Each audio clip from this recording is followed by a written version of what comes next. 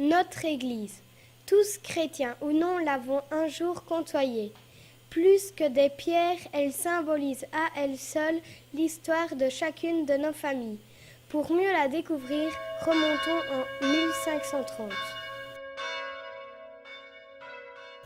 En cette année fut construite la chapelle originelle appelée actuellement Vieux-Cœur. Celle-ci était principalement destinée aux châtelains de Bourcy. On lui donna le nom de Saint Jean l'évangéliste dont une relique est placée dans l'autel actuel. Le Vieux-Cœur est un endroit particulièrement intéressant car les peintures de la voûte illustrent les premiers chapitres de l'Apocalypse de Saint Jean.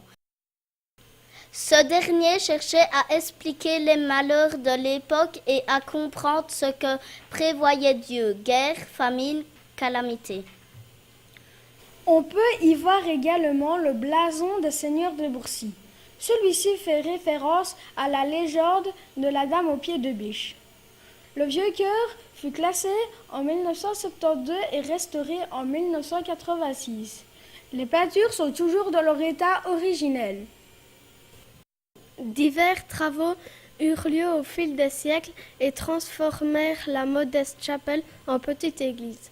En 1864, cette dernière fut allongée, on y ajouta une tour.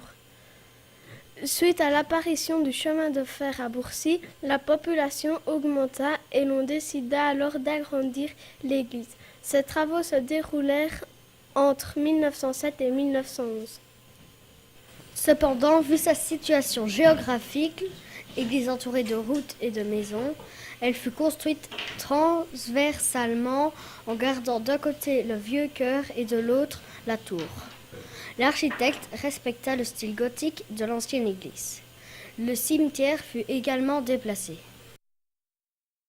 En 1943, une des cloches fut réquisitionnée par les Allemands dans le but de la faire fondre et d'en faire des armes. Par chance, le convoi n'arriva pas à destination.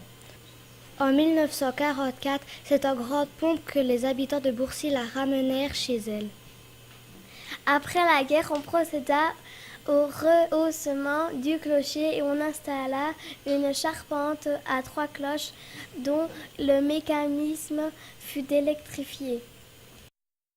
Nous espérons que ces quelques informations vous auront permis de découvrir l'historique de l'Église et de replonger dans un temps où celle-ci était le cœur du village.